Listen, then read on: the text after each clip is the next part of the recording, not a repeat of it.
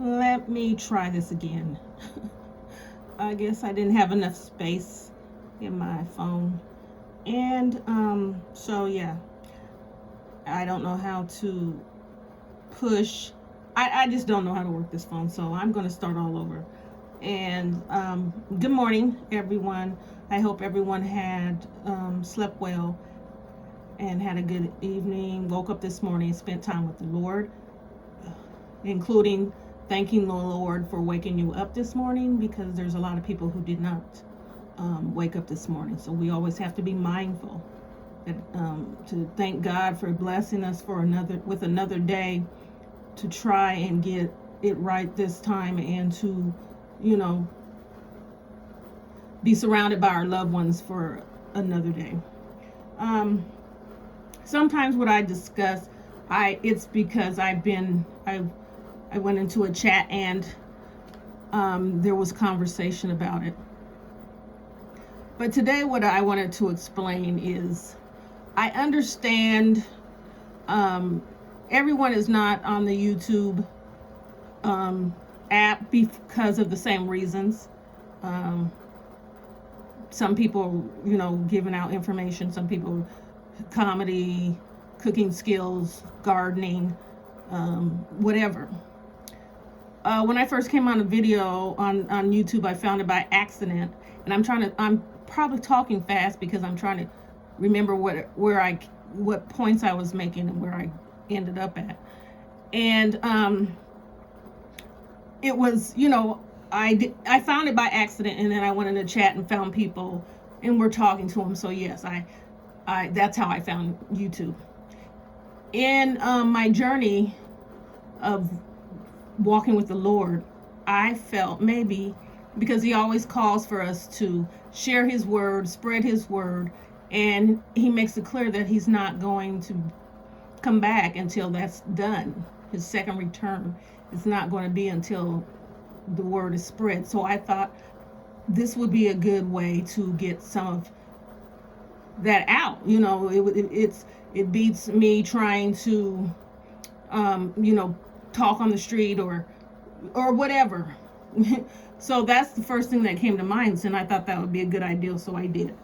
I didn't know all the ins and outs, really didn't think it would be anything wrong. I would just get out information.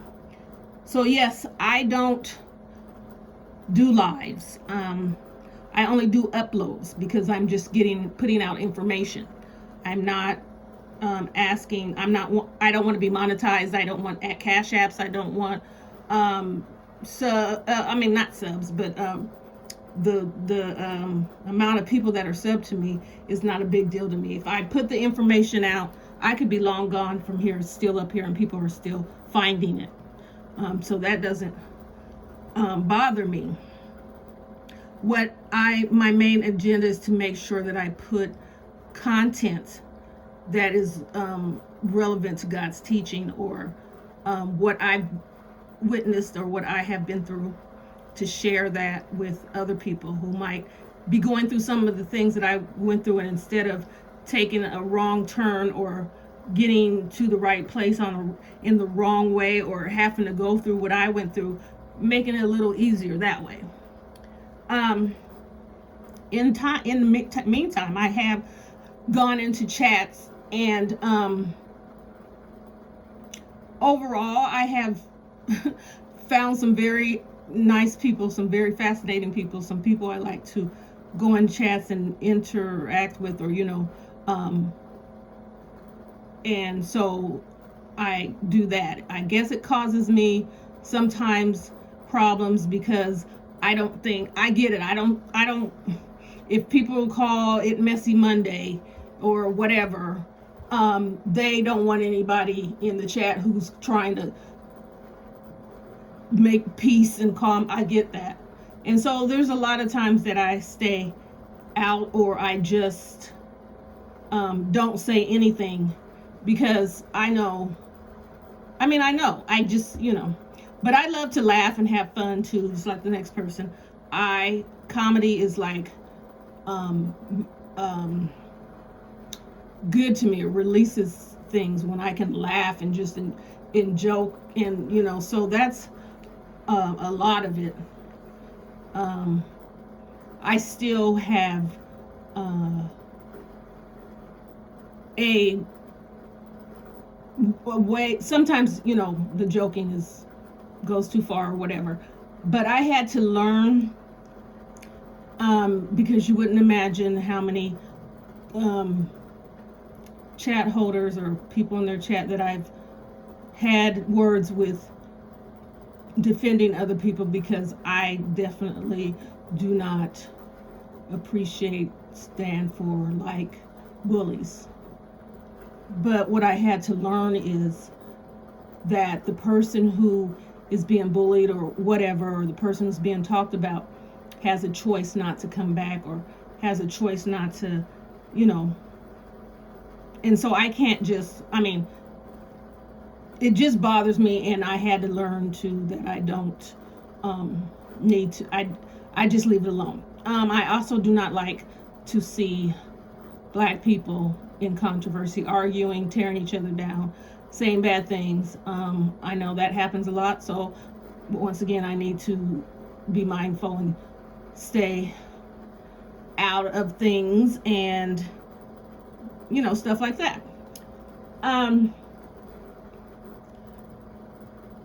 I know there's people just like me. Sometimes I feel like I'm like the only, like I'm an outcast, only because I feel unwelcome sometimes. And it's not because of the whole, I'm telling you, there's so many good people, nice people and good people on here, that it doesn't have anything to do with how they treated me, or how, I just know that people laugh and have different ways of doing things, and have content about stuff that's happened that really I don't agree with, and so I don't need to be there. Instead of me trying to say, okay, let's not do this, let's play fair or make up or whatever, I just don't need to be there. Yeah, because it's not, I have a channel that I can put out what I feel I need to put out, and people do, and if I don't want to be in some listening or doing something else, then I just don't have to do that. I can't, I'm not God, I'm not trying to change the world, I'm not trying to change people, I'm just relaying a message that I had to learn over a lifetime, and that finally got me to where I have peace and happiness, and I can smile when everything else looks doomed. God has given me a reason to smile when I'm being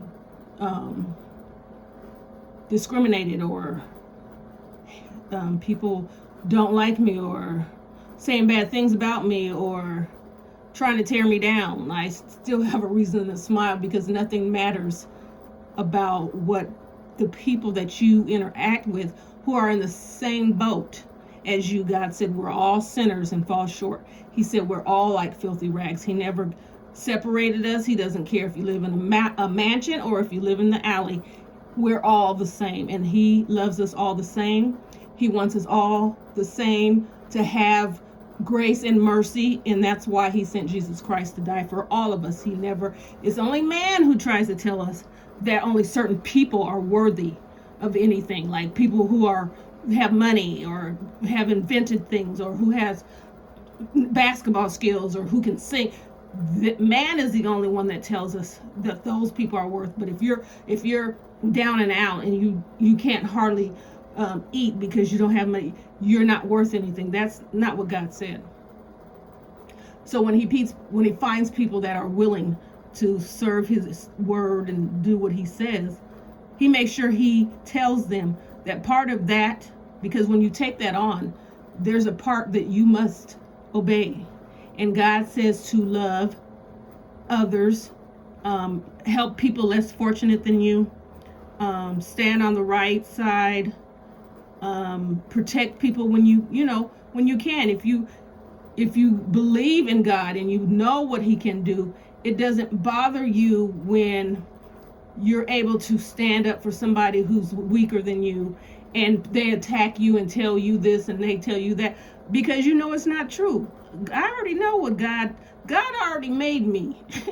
He's the one who made me. He's the one who can lift me up and put me into heaven. No one on this earth can do that. No one has the power to forgive me of my sins. No one has the power to do anything, because you're all in the same boat as me. You might have a little bit more money, but you're not going to be able to use that money to buy you into heaven. You might have a better car, but you're not going to use that car to drive you to heaven. The only person, the only thing, the only person, the only entity, the only Trinity, the only whatever is God. He's the only one that matters. All the rest of these things are just life struggles that you're going through, this sinful world that you have to go through and learn from and try to maneuver and stay on the right side. He'll help you through your path if you come to him. He's not going to ask of you to do his will and leave you hanging, leave you out to dry, leave you out there by yourself like your friends, so-called friends will, like your so-called family will. God is not that person. He never turns you down. He does not turn his back on you. He does not think it's funny to set you up and then watch what happens. None of that. These are the things that you have to deal with in this world where evil people live, because we can't really decipher who's the real evil ones and who is not until you have a personal encounter with them.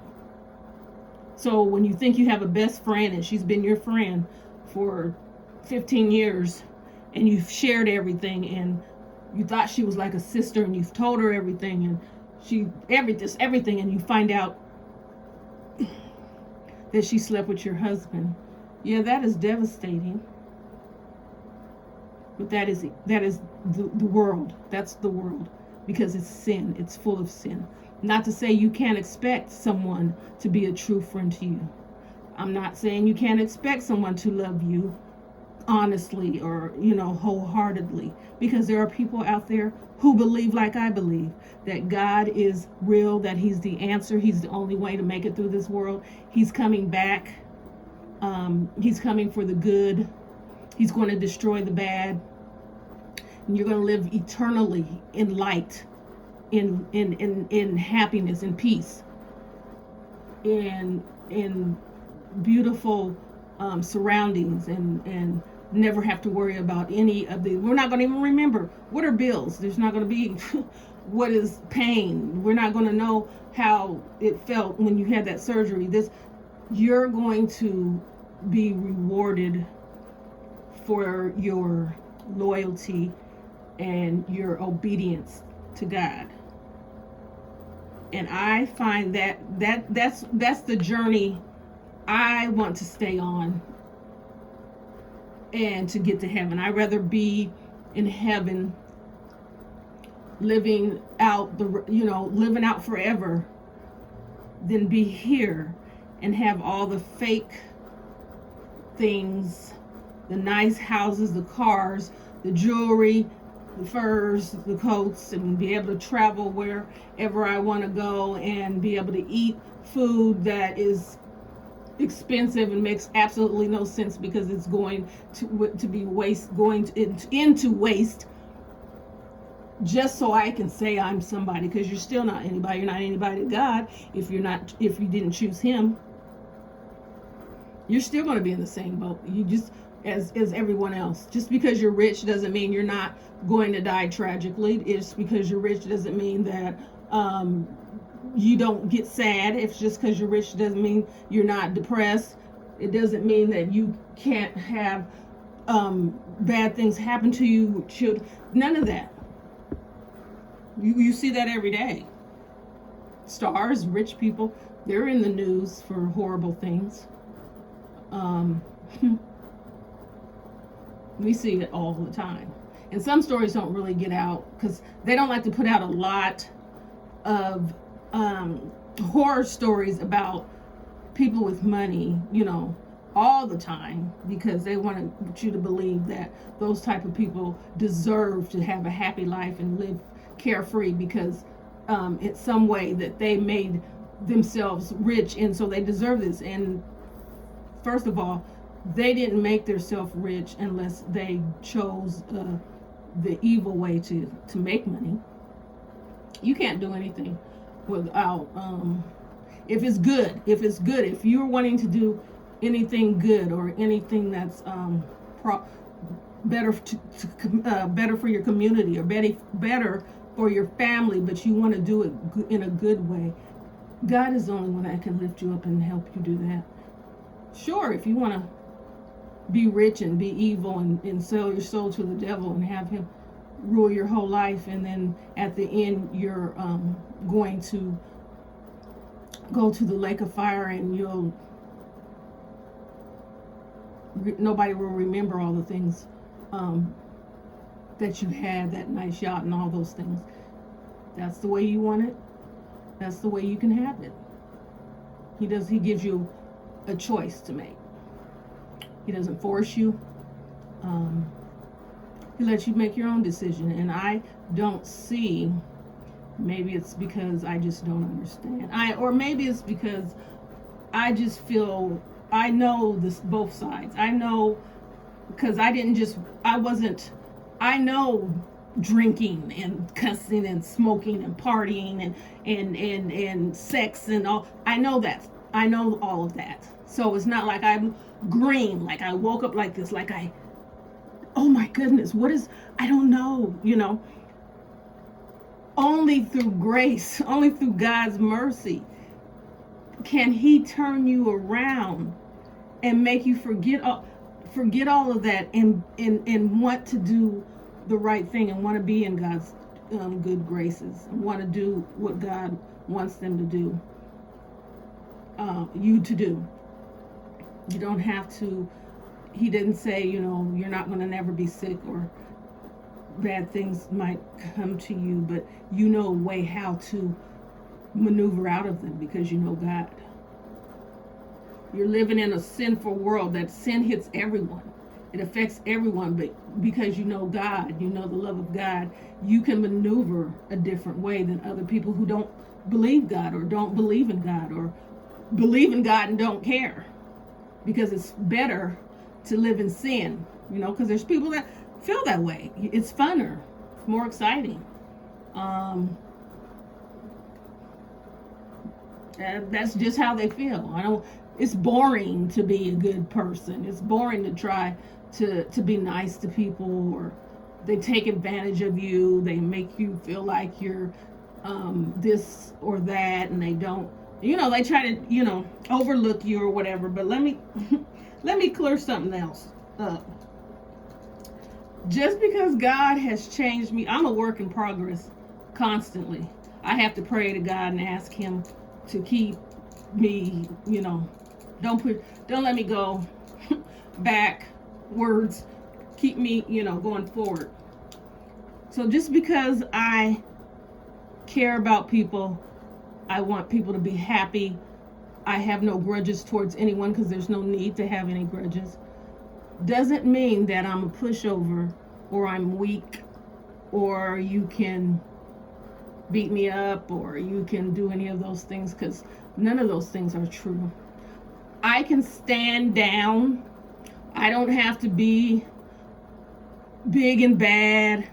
I don't have to respond to negativity or something bad you said about me, because it doesn't matter to me. It doesn't affect me in the same way it would affect people who don't know. God has made me feel like I'm a pearl, I'm a diamond, I'm this, I'm that, I can do anything.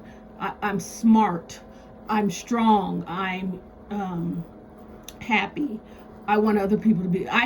Because of God, I can want good for everybody. Because of God, I can want people to be fed. Because of God, I could want to clothe people, or let somebody shine, or give somebody the ability to bring themselves up and support them that way. Because of God, I can do all those things, and all the rest of it is irrelevant to me. Yeah, I do hate the word bitch, but it really doesn't matter, because I know I'm not one. God doesn't call me one. So if you call me one, maybe back in the day I would have had a whole fit and cussed you out, and then I would have felt horrible. But if you call me one today, probably I'm not going to respond.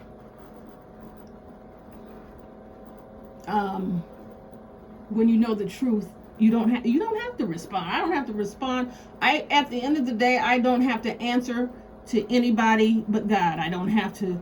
He's going to want to be the one that asks me, what did I do during my life that abided by his word? And I will have to explain it to them. He's not going to ask me, what did I do to help, or what did I do to Mark? He's not going to ask me in a direct way, because if I treated Mark bad, that's going to be a part of what's going to hurt me in the long run. But he's not worried, and he's not going to care that you said, but they were picking on me. It's not that kind of. You're held accountable for you, nobody but you. Your words, your thoughts, your actions. And he knows that you're a sinner. He already said that. Sinner, fall short, never going to be not short. And so your only major goal is to keep on picking yourself up and dusting yourself off and asking God to make you stronger and make you better every single day. Because that's the only way that you're going to make it through. I know I put some other stuff in the other one because it came off fresh.